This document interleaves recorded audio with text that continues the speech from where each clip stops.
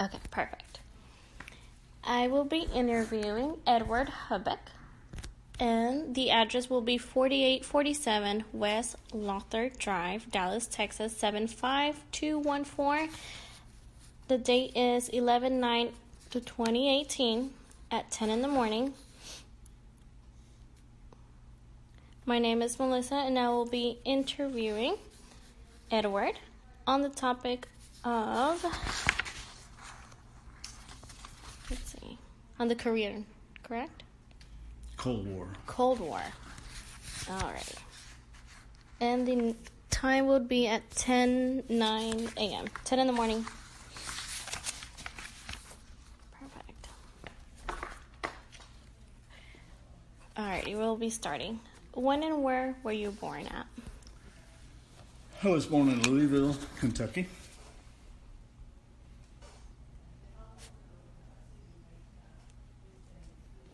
Where did you grow up? In Louisville, Kentucky. I was one of 5 children, 4 boys and 1 girl. I was right in the middle. The middle child. How was that? It's fine. Was it fun, or did you... Because I'm the middle child as well. The arbitrator. A lot of times they call that. I don't know that I was an arbitrator. Depends on if you have a strong firstborn. My sister was firstborn, and then I had a brother that was the secondborn, and I was the third. And so those two were pretty strong-willed, so it's kind of hard to, plus they were a little more, most of us were 2 years apart, two. Oh, okay. And so I didn't really have to arbitrate too much because they were pretty much in charge. So. Yeah. Is that how you see it? I really, really have a hard time being the middle child. Yeah. It's just, if I do something right, then my older sister's like, no, you're doing it very wrong. This isn't the way you do it. And then I have my little brother who looks up to me and says, well, why didn't you went to college earlier? And it's just a big, tremendous... But you really don't have to explain to him, really. Oh, man. It's really hard for me to be a child. All right. What jobs did you have? Okay, when I graduated high school, I did not know what I wanted to do. Didn't want to... My father was a dentist. My grandfather was a dentist. My brother was a dentist. And was going to become a dentist. And my younger brother below me was going to be a doctor. So I did not feel that I had the knowledge to become a medical in the medical profession. So I just still didn't know what I wanted to do. So in the 1960s, you could join the Air Force. So I joined the Air Force and took all the career tests and everything, and went in the Air Force for 4 years. Oh my goodness! That's awesome. I learned a profession. I learned discipline. I learned. I think it's great for kids to go into the military because I learned a lot. Especially how to discipline yourself. That's in other words, you're told to do something, and either you do it or you're in big trouble. That's right. You're out there. You make it for yourself as hard as you want it to be. In other words, if you want it to be hard, they can make it pretty hard for you. But if you want to do what they say, then you're no problem. There's no problem. It's like a everyday job. Yes, sir. I'll do what you tell me to do. Well, you gotta follow the rules. But if you're gonna smart back to them, well, they're gonna do. They have their ways of. Yeah. But it was good. I enjoyed it. I enjoyed 4 years in the military. I was stationed in the early first year is in Lackland Air Force Base here in San Antonio, and then I went to trade school, which was electronic equipment repairman. I'm for navigational equipment. It was called navigational equipment repairman. And that's the navigational equipment on an airplane that tells them how high they are, how low they are, whether they're going down the right way, where they're going, and everything. So that's pretty cool technology. We had a thing called TACAN, which was you set in where you were and you set in where you're going, and you just follow the instrument, and the instrument tells you, it just says follow the instrument, and it flies you to that next spot.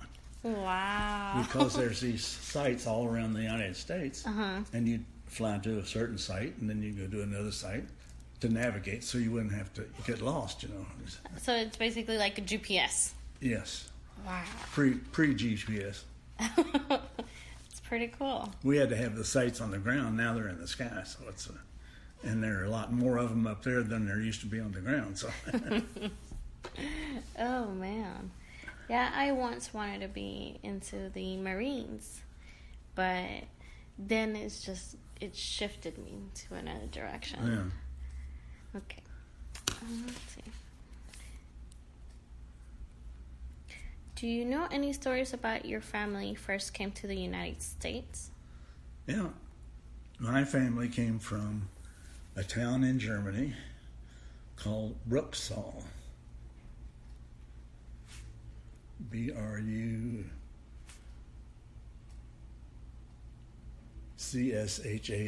Bruchsal, which was a town near Karlsruhe, Germany.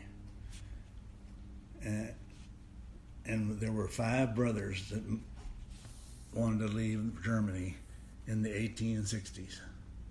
So all 5 brothers got on the ship and moved to Louisville, Kentucky. And now these were my great grandfathers. And they were all paper hangers and woodworkers and all such as that. So each one opened up his different jobs and started professions in Louisville and were very successful. Well, as it came down, one of my grandfather's names was Philip, and he had my grandfather, his name was Edward Henry Hubbock II. Edward Henry is named after. Well, he was not a paper hanger, he became a dentist. Oh, wow. And so he had 2 sons, and one son was my father, Burl William, and he became a dentist. In fact, my grandfather taught him when he was in dental school in Louisville, Kentucky. And we just had a very large German family in that area there. And of course, one brother was the head, the big guy, and then all the other ones around.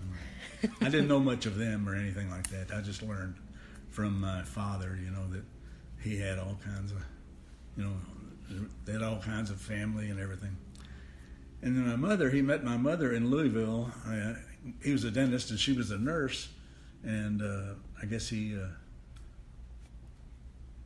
wanted her to help him in his business, so they got married. And she was from a town outside of Louisville called Bardstown, Bardstown, and that was where my old Kentucky home was.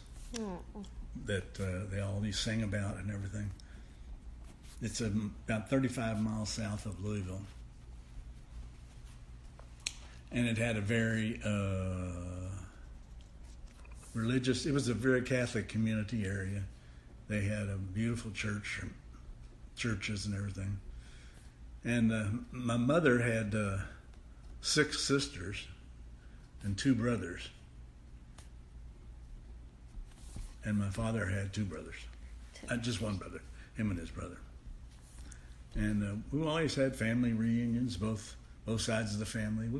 It was a good times. We, especially out in the country town, Bardstown, we'd get out there in the holidays, Christmas and Thanksgiving and that, and everybody, well, I'll be there cooking and all that. And the men would play canasta. What's canasta? Canasta's a game of 2 decks of cards. Okay. Okay, and you deal them together, and then you pass out 10 cards to whoever's playing, and then you put the deck in the center. And the deal is to get everything in a row. In other words, you start getting with the ace, queen, jack, 10, 9, 8, 7, 6. And you try to put down, you take them out of your hand and put them there, and you draw another one. And it goes around and around and around. And then if somebody puts one you want before you can take it and put one of yours down there too. So, oh man! So it could be a competitive game. Definitely, I can see that. But it was a lot of fun. Oh. We had one uncle he didn't have any kids, and he was a mean old guy. He didn't like kids either. And anytime he played canasta, he didn't want any kids around him because he didn't like. He didn't want to play with them either. Even though we were, I say kids, 19, 18, 17. He didn't like that. But then on my dad's side of the family, since he only had one brother, we didn't have as many there. And it was more stoic of a Christmas. It's just very calm. Go there and have a dinner and, talk and, not much going on. Just until my kids came along and tried to wreck the place. But oh, my God. my grandfather always liked these butter rum candies from Lifesavers. And then he had a cabinet. It was a rounded front cabinet, and over in this corner were all his candy. So all the kids knew where to go to get a butter rum candy. So every now and then you'd see somebody sneaking into the dining room and in the drawer getting them. They already know. But it was fun. Definitely. They were a little bit older when we grew up, because my grandmother died at 83, and she was. I was in the Air Force at the time, so we were all pretty much grown by then. Oh man.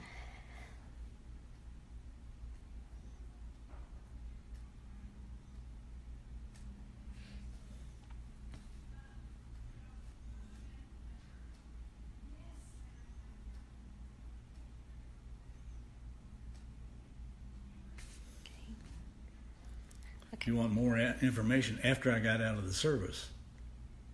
Or do you, yes, but that would be later. Yeah, in the middle side. Okay. What are some of the childhood memories? We lived in a part of the city where there was a old rock quarry that had formed, where they were taking the rocks out and everything, and then it just ran in. Well, they're built all around it, houses all around it, so they stopped using it as a rock quarry. Well, the people in the community around it bought it and made it a swimming pool. Oh, that's sweet. I love swimming. Made it a swimming hole. It was a very large, it was like, you could fit 400 people or 500 people in there and didn't even see them. Wow. But the group got together and made the money and collected it and built the pool and built the diving boards and all that stuff, and made it a swimming club, and and then they had a restaurant, or kind of like snack bar up there, and they had a place where you bathe and shower and put your clothes on. Then they had some rooms where the ladies could play cards and everything, and so my mother, we as kids would get up at 8 o'clock in the morning, go down. It was only, 1, 2, 3, That's 6 blocks away. Early. Huh? I was super early. Well, no, it had to be 9 o'clock. They didn't open it up till 9 o'clock. But we get up and right down to the pool, swim all till lunchtime. Came home, ate lunch, turned around and went back down to the swimming pool. Played in the swimming pool, swam. Brothers were on swimming teams, diving teams. I wasn't very good of a swimmer. So I mean, I wasn't a good professional. You know, fast. Couldn't swim fast. I could swim as good as anybody, but so I just mainly played around in the pool and splashed, you know, all that kind of stuff. And then also in our neighborhood there was an old estate that had gone out of disrepair. People had moved away, but it must have had 10 acres or something, 15 acres around it. But it was an old house, you know, like a haunted house, and we could run in through it, all the woods around there, you know, and the thing had a fence around the front of it, and the boards would fall off, so we'd get the boards and some nails and make forts and tree houses and all kinds of stuff. That's pretty awesome. And nowadays, technology took over. Yeah. That's pretty sad. We played. Plus, my dad, at the same time, when he bought his house, he bought the second lot next to it. And he made a garden out of it. Oh. And he loved to work in the garden. So he got us all to help him, you know, work in the garden. And it was, he raised tomatoes, corn, okra, everything. It was fresh vegetables every summertime. We just had. Plus, we learned how to work in a garden, hoe the weeds, and plus a good place to play in too. When there wasn't anything growing, you could dig in the dirt and dig all kinds of things. Oh yeah. All right. Okay. I had the question, were you drafted or did you enlist? And you answered that did you enlisted? I enlisted for 4 years.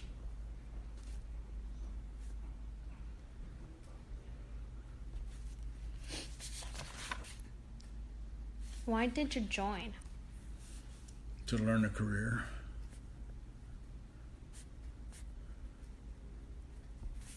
Did you fall in love in what you did? Yes. This was in 1961. This was the start of the Cold War, is what they called it. And they started building up Air Force bases in the north. And I went to a base called Minot Air Force Base. M-I-N-O-T. And it was in Minot, North Dakota. And when we got there, they were getting all brand new airplanes. All the airplanes that we were getting there, because it was a new base, they were brand new B-52s. You know what the B-52 is? No. It's the big 8-engine bomber with the real long, wide wings on it. Oh my goodness. It has a real high tail on the back of it. Oh, wow. And it had 8 engines, two pods on each side. That's pretty big. The runway, it was 5 miles long in order for it to take off. Oh. The wings were full of gasoline, because that's the only way they could, to get off. In other words, they filled them up before they took off. Well, their wings, when they took off, they were touching the ground. Both sides had little wheels on them, and they were rolling along the ground.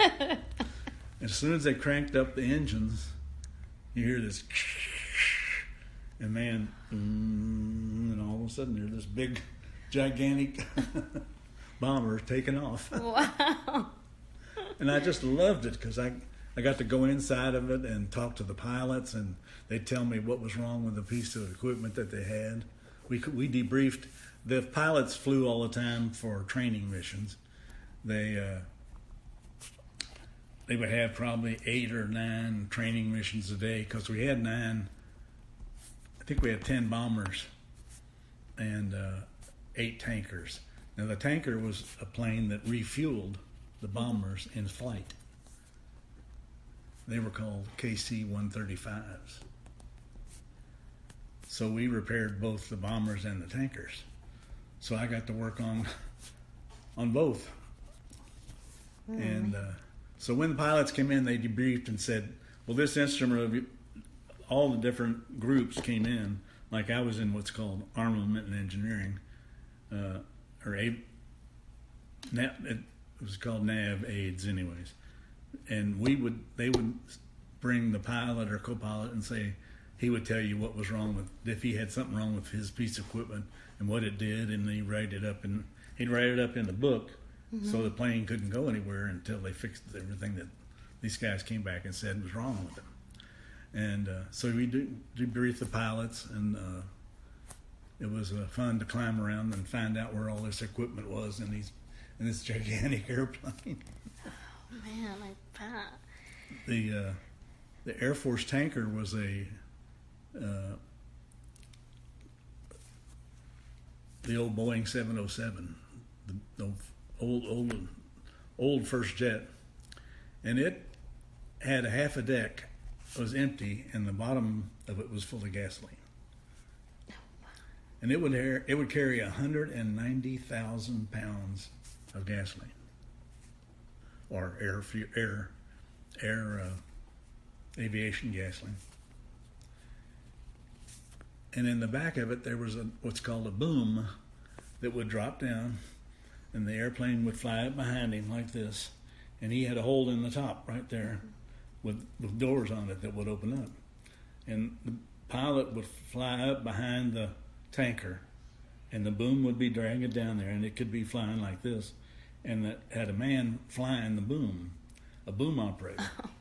And the boom operator and the pilot would be talking, and he would say, "Come up so much, go to your right a little bit, come on up a little bit."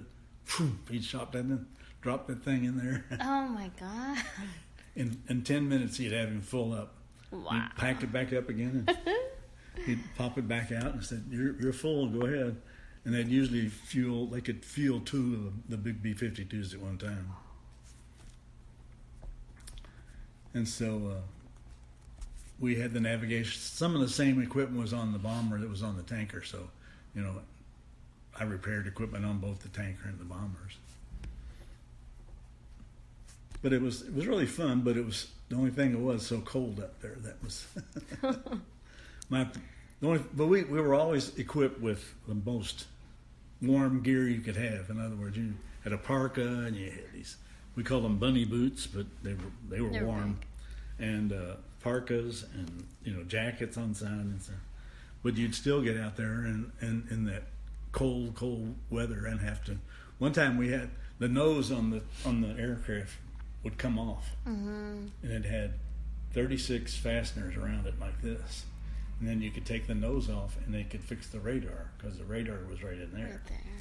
But usually they did that stuff in hangars. In other words, if you were having to take parts off the airplane, you have to go in a hangar. Well, sometimes we only had 6 hangars, so sometimes you had to go out there and do it.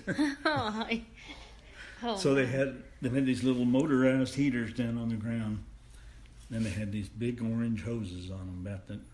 Well, they were usually that big, and then they could couple them down to 2 that were that big. So what we do is we take them and shove them up the back of our parkas. Shove them up our parkas, and the hot air would blow up your back and out your hands. So, oh my God! So you could work on. So you could work on the plane. Man. Luckily, I only had to do 1 or 2 of those. So, but then the bomber had a radar antenna on the bottom of it. And it had to be dropped down, and it is only, like that far from the ground. So you're up there trying to. It was fun. I mean, it was a learning experience to learn how to. You got to get that replaced. Nobody's going to help you. That's true. Oh man, what was the impact of the Cold War? Well, I felt at that time we were.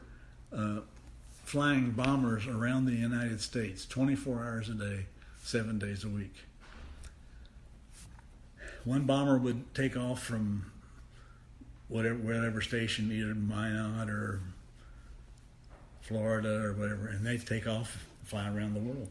And as they would go up, tankers would come up and meet them as they were going around. And so the Russians knew we had a complete shield of bombers that were full of atomic bombs. Now they were not play bombs. They were real bombs that they were flying around with.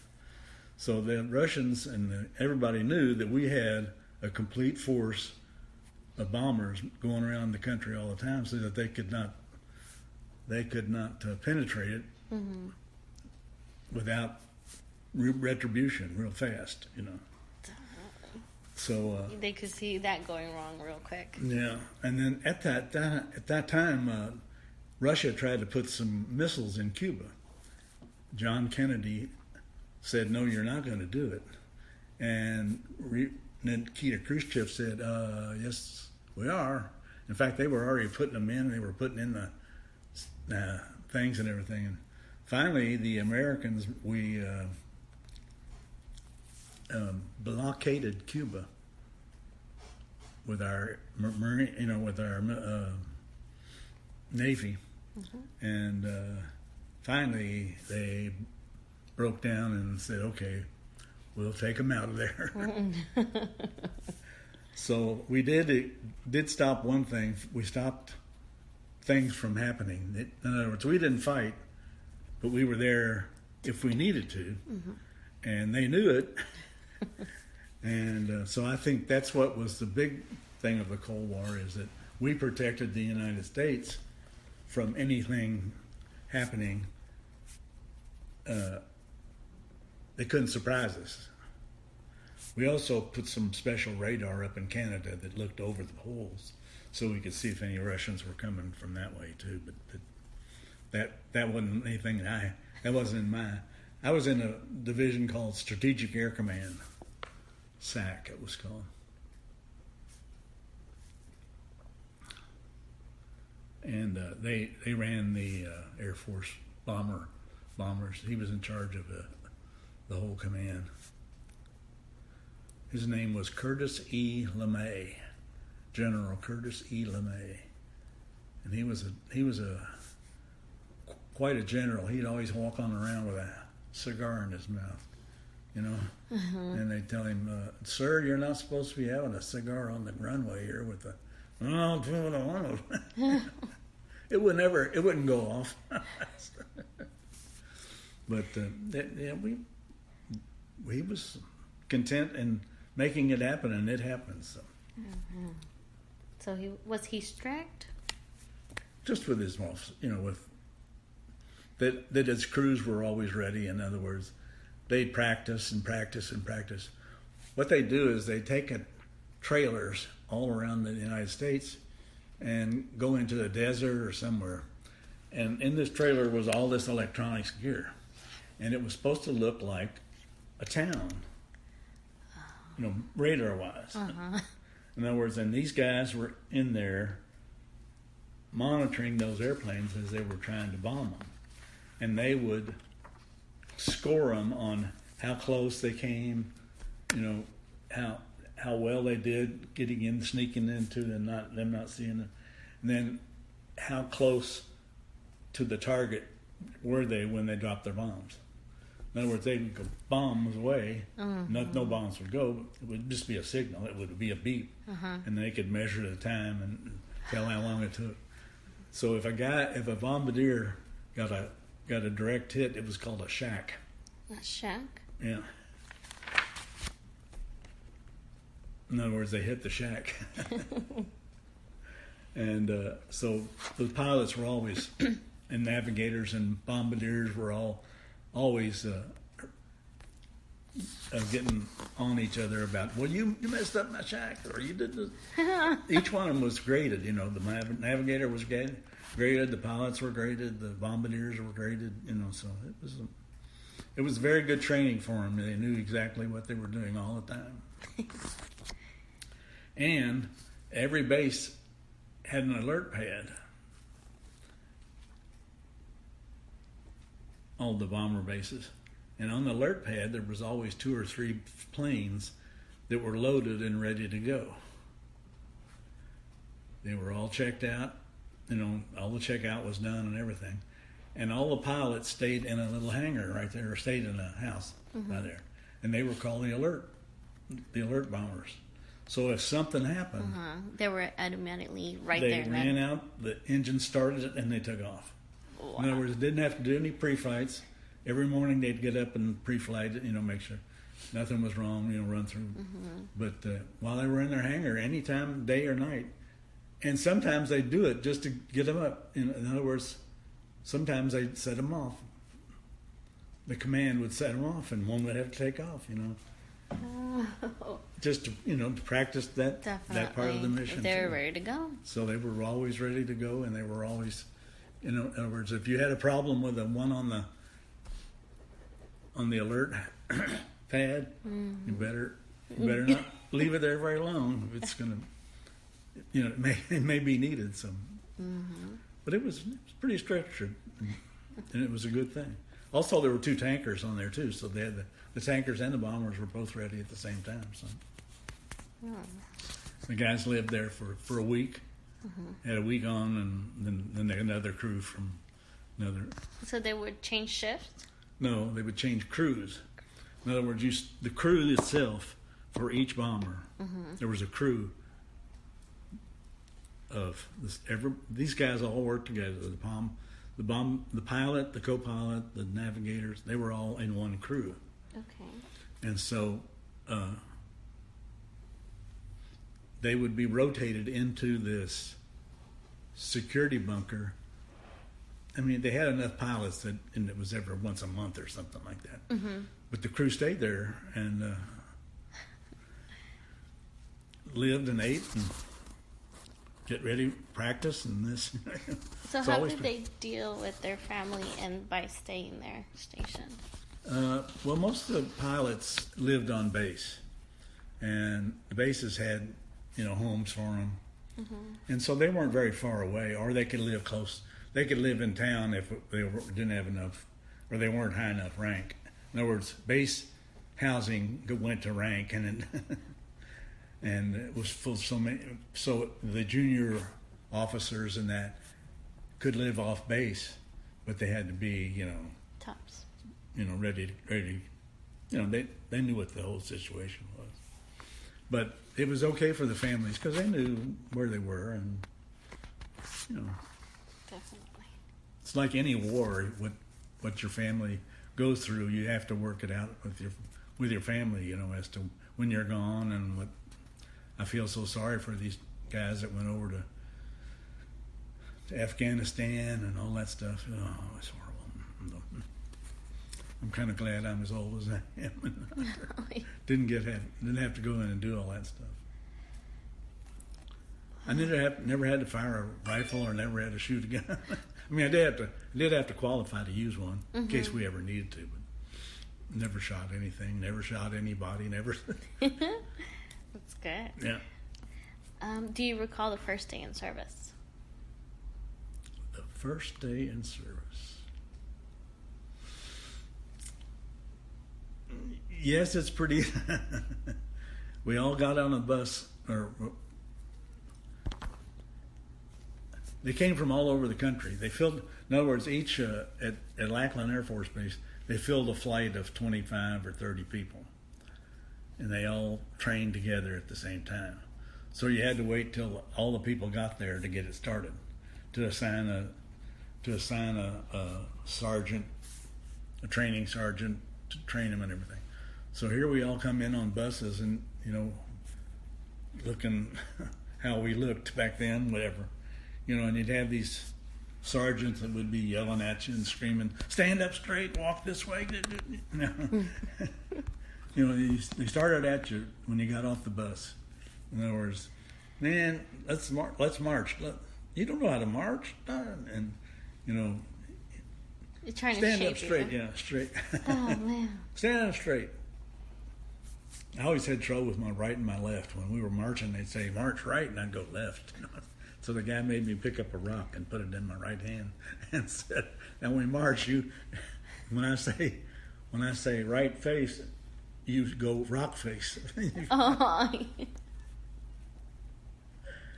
But luckily, it was only a 6 week period that we went through basic training because they split the basic training half. Start off with, in other words, the first thing they did was assign you a barracks, assigned you a bed. Then you went through the line. They cut all your hair off. They did all your tests and shots and this and that, and they fitted you with a pair of pants, or with your underwear and your clothes and your pants and your shoes and your socks and all that stuff. So I mean, it was just a line of this. Okay, you got that. Now go to the next line. Then you had to go back to the barracks and you had to take it all apart and put it in the lockers, and it had to be in the locker a certain way. In other words, shirts a certain way, pants a certain way, shoes a certain way, socks in a certain drawer, underwear in a certain drawer. Then they started going through all, how this bed had to be made. It had to be tight. You could flip a quarter and it was supposed to bounce off the bed. Oh my God, and how was that? You learned how to do it. Oh. You just tried to pull the sheets as tight as you could, pull them tight as you could. And then they taught you all the rules, you start off and they showed you where the chow, you marched back and forth wherever you went. When you went to chow hall, you marched. When you came back, you marched. When you went to this training class, everybody marched. You went this one, you were marching all the time, to get you learning how to march. But it was, you had to learn Air Force activities, Air Force rules, Air Force, you had to learn all the rules and regulations and how far your hat had to be down from the top of your eyebrows. In other words, when you put your hat on, it had to be 2 fingers from your eyebrow, and had to be, just all these little nitpicking rules that were. In other words, you had to get to learn the nitpicking rules before you could learn the real rules that. Yeah. In other words, if you could not go through basic training and do what they told you to do and do the things right, do just normal things, make your bed, do your clothes, clean up the barracks, clean up your spot, clean up your, keep your clothes clean, keep everything, if you couldn't do that, then there wasn't any sense in them trying to train you to be an electronics equipment repairman. In other words, so it was more of a screening. It was a training process as well as a training process, so that they screened the people that were not really. In other words, recruiters' job was to get people to join. Right. So he would do everything he could to get them in. Well, they didn't get all these guys in that didn't want to, that weren't really, not a lot of people. I'm not saying that, but you'd get these guys in that were. Back then the Fonz and all that stuff, tough guys, all these tough guys, you don't tell me what to do, and pretty soon you had to take all that out of them, and then retrain them to do what you're told to do, So a real good sergeant, they called him first sergeant, no, was just a sergeant, barrack sergeant, but a good sergeant would have a group that could march, that never had demerits. They'd inspect barracks days and that. They'd inspect the bathrooms to make sure they were spit clean. I mean, it was inspections, marching, training. It was a structured 6 weeks of training you to be a person, to be a person that will take orders and do what you're supposed to do. Because they don't want to put somebody in the service and they're not going to do what they tell them to do. They won't respond back. So then after we graduated from everybody that could graduate, they'd graduate you from basic training. Mm-hmm. And then you were sent to your stations where you were accepted. In other words, when you came in, you thought you knew what you were going to do, but sometimes they changed your job that you were going to do, which... Luckily, I scored fairly well on mechanical and electronics, so I got to go in and stay in electronics. So then they moved us from Lackland Air Force Base over to Keesler Air Force Base, Keesler, in Biloxi, Mississippi. Mm-hmm. And we started back again, forming a barracks, forming a group, forming, getting it all started again. Take a week or so to get all that. Then you started going to the classes, and these classes were structured. You started out this way and kept going through.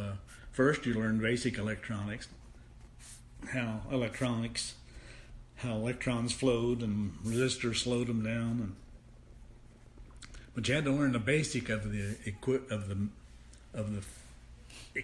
not the equipment, but what makes up an electronic circuit. In other words, an electronic circuit is a bunch of parts there, but there are certain kind of parts that do certain things. So when they're designed, it's designed to send this signal to this spot and this one over here and this one. So you have to know what kind of signal this one will pass. In other words, you have to learn parts, what the parts do, what a capacitor does, what a resistor does, what a transistor does. And then we went into our different classes, and we had a class. I had how many different equipment I had? I had the VOR and the ILS, which is vertical takeoff, and ILS is instrument landing. So they had a piece of equipment that they turned on and it vectored them out so that they could see how to take off. That was a piece of equipment. And they had instrument landing gear, and that showed them the tower would interrogate the airplane, and it could tell how high and low from the ground it is and all that from that equipment in the airplane, because it would transmit out, we're at this altitude and we're coming in this way. So we had those two pieces of equipment. We had a radar set for weather radar. Okay. We had as I told you before, TACAN, which was called Tactical Air Navigation, and that set up waypoints where they fly from one point to the next point to get them closest to the spot where they want to go. Yeah. So we had that equipment. Then we had what was called a beacon that every airplane has as a marker beacon. And when the pilot gets in the plane, he is assigned a certain number. It's usually a 4-digit number.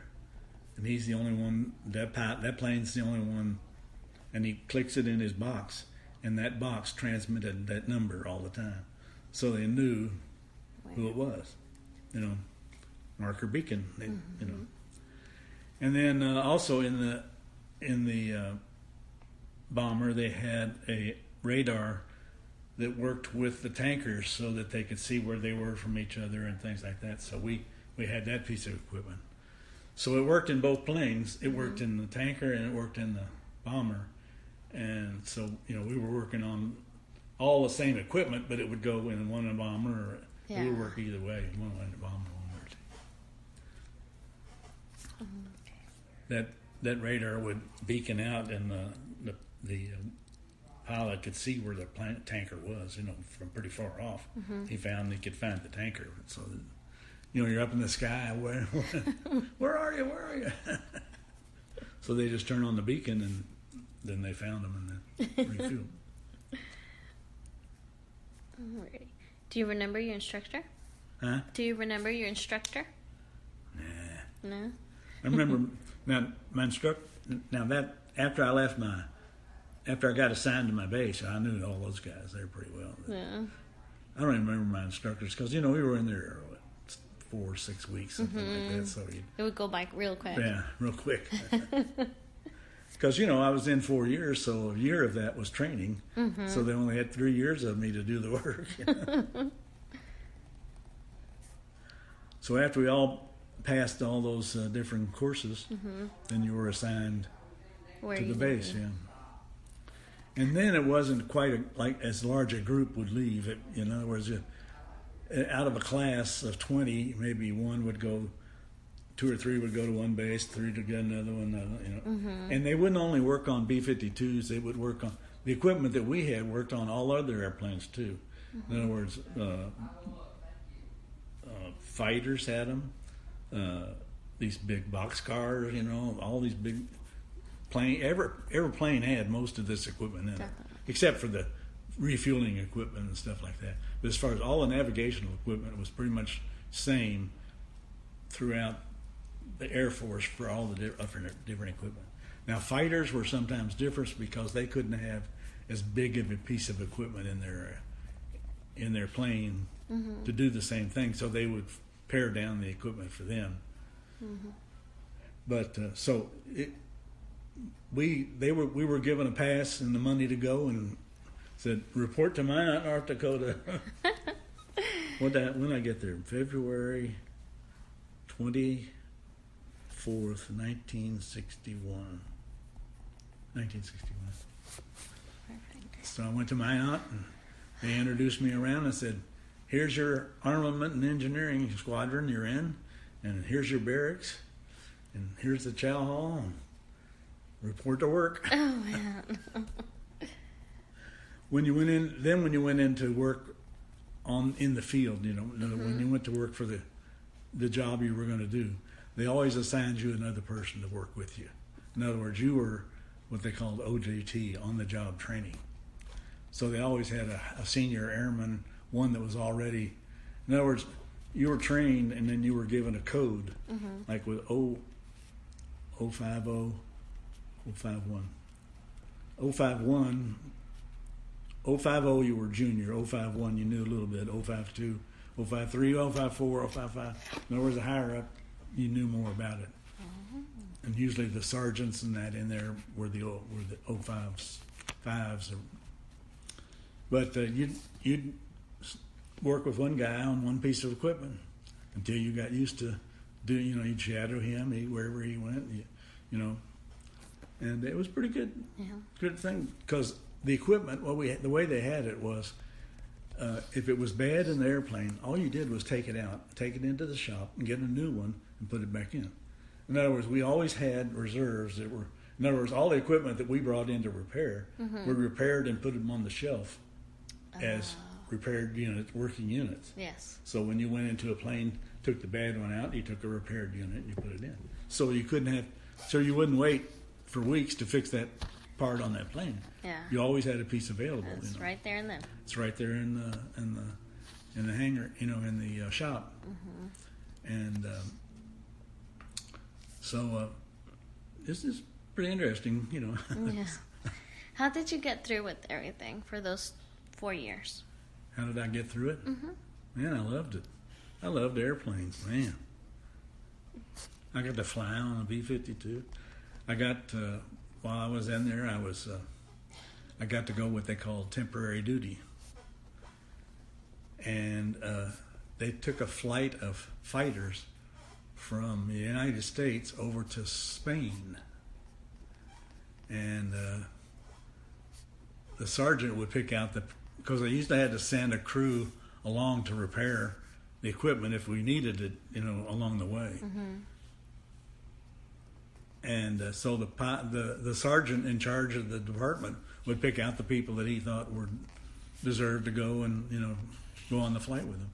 And I got to go to Zaragoza, Spain. Oh, did you like Spain? It was a trip over, spend the night, and a trip back. It was real quick. I had one night to go downtown and look around with some of the airmen from there, and at that time there was a dictator over there. Well, I forget his name now, but he had his own guards that ran around the town that could do whatever they wanted to do, and they were called La Guardia Civil, and they carried machine guns, and they had a hat that was flat on the front and rounded the rest of the way around. In other words, it was a flat front and round there. So that was the LaGuardia Civil. And everybody said, if they say jump, jump. Because, even Americans in that, they said, so I got to see, one time they were having a rally or something, and I said, get out of there. You don't want to be around those rallies. And then I got to go to Japan and Okinawa, and again we had flight over there. There was a typhoon hit in Japan, and a general wanted to go see it, so he took one of our tankers, and they set it up for him, and we flew flew to Hawaii, and then went from Hawaii to Guam, and then Guam to Okinawa, and Okinawa to Tokyo, and then Tokyo back to Hawaii, and then back to America. Oh no! Did you kept a personal diary? No. Okay. Do you have pictures? I don't have any pictures. See, I've been down here in Dallas for 50 years. So my mom and dad and everybody. What happened? My mother had all the pictures that I'd had when I was in the military, and we don't drag them around, and I don't know. Back when you're that age, you don't worry about stuff like that, because then I was married, and so I had a couple. I have a few. They're kind of goofy looking. One when I was in a training class, and I should have brought that. But and one I was in the barracks sitting there smoking a cigarette, reading a magazine, something, with my T-shirt on. I never, and all my nice pictures, that we were in uniform, I think I gave to my mother. And when my mother died, she gave them to my sister. Now my sister's 80, and she got tired. I think one of my brothers has some pictures. He had called me one time, but I don't know whether he still got. I'd like to have them now. Here I am, 77 years old, and I wish I had my old pictures. But it's just one of those things. It's kind of like when I was married. We were married for 50 years. We took pictures and pictures and pictures. Cole. Excuse me a second.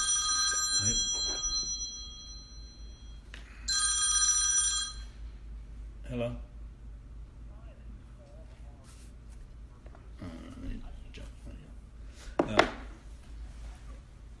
We took pictures and pictures and pictures, And last year my wife died. I'm sorry. Now, what? I want my kids. Do you want these pictures? No, I don't want those pictures.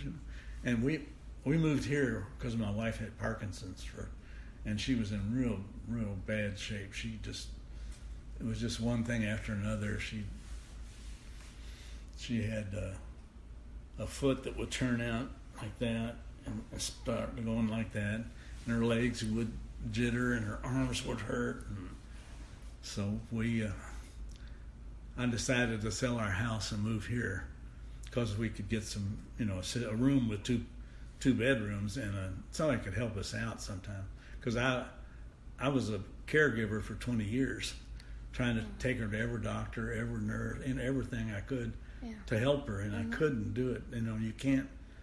You can't help. I mean, you can help them, but I meant you can't fix them.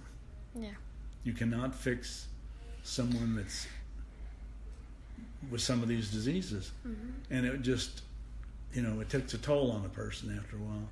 So that's why I brought her over here, so at least we could, I could get some relief and she could have some help. Well, poor thing, she started getting delusions and tried to commit suicide here.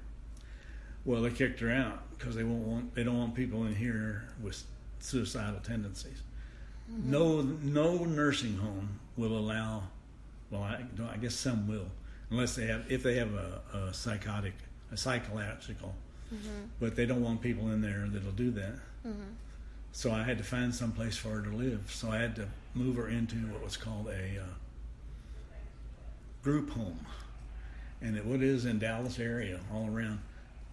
People take houses and make bedrooms out of them. In other words, over on Midway Road, there's a bunch of them over there. We found one, and it was a real nice place. This man had a nice place. He had 8 people in there. He had girls that come in during the day, 2 girls, to help them, bathe them and all that stuff, and feed them. And then one at night, just watch them overnight, So it was a good deal. Of course, it was $4,000 a month. $4,500 a month. Oh my God. So, but the poor thing, she just got delusional. She thought I was marrying somebody else. She thought I had kids, but I mean, I just tried and tried. You can't get them out of a delusion. And So she kept even wanting her sisters to take her to Oregon and have them, you know, the assisted suicide up there. And I said, no way would I allow that to happen. And one day in 2017, in August, she just stopped taking her medicine. She stopped eating. That's all she did, just stopped. And a week later, she was dead. So I said, well, you know, she's in such a better place now. She's not hurting. Yeah. She's in peace. She's in peace. And so that's why it hasn't been as bad. But I still miss, you know. Of course. Especially after 50 years.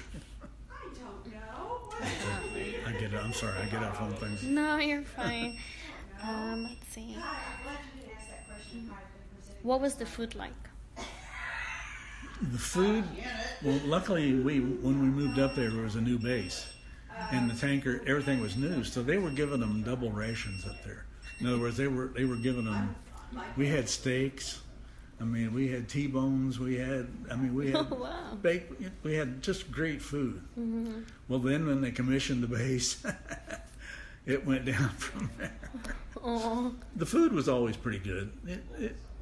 You know, it's like any place you go, you have a liking for some and not for another.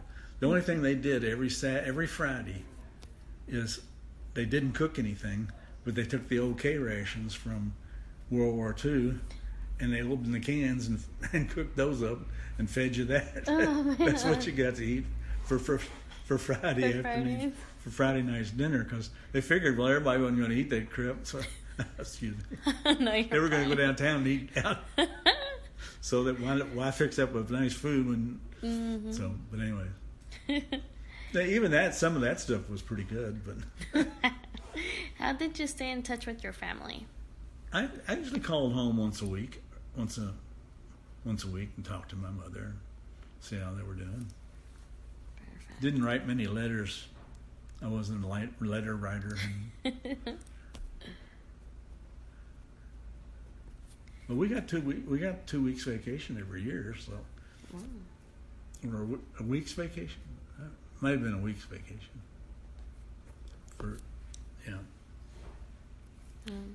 And I went home a few times. So. Okay. What did you do when you left? What did I do when I left? Mm-hmm. Oh, when I got out of the service? Yes. I came back home to Kentucky to try to find a job because I was had electronics experience.